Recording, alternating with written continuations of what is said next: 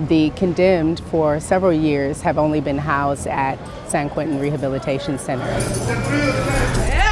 The condemned inmate transfer program is basically a program that allows the condemned population to be transferred to these other prisons so that they can participate in additional rehabilitative programming and also take advantage of paying back restitution to some of their victims.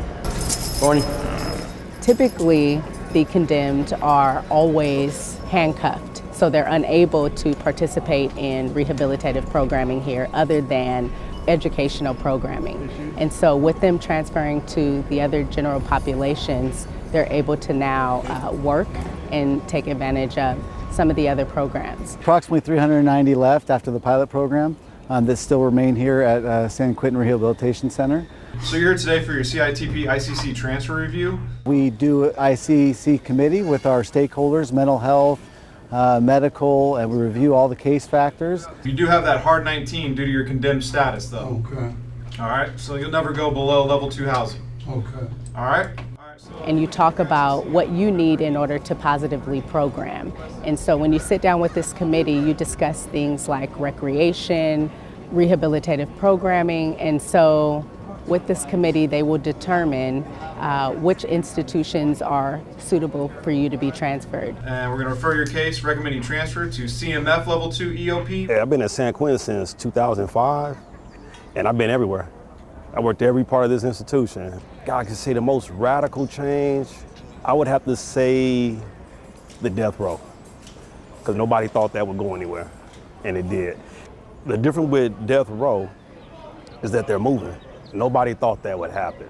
When I first got to San Quentin, first part when Jerry Brown was in office, it was the execution method. We changed that, Newsom got in, he killed it completely. He just put a moratorium on it. Now we're transferring inmates, which is something no one seen coming. And that is different all by itself, because now we have to actually find out how many points inmates have. We got to send them to different institutions. We got to make sure they don't have any enemies there. One pair of socks, one pair of boxers, one shirt, right? We got to make sure their medical can get taken care of there. And then some of the beds are limited because we have a huge population of EOP inmates. And EOP is in-house outpatient. And they require a different level of care. So that just it basically impacts everybody. Just stand by the door, they'll call you in the right. Today, we have about 9 of the population in receiving and release headed to some of the other prisons in the state. They would be going to level 2, 3, and 4 institutions. Their condemned status will not change.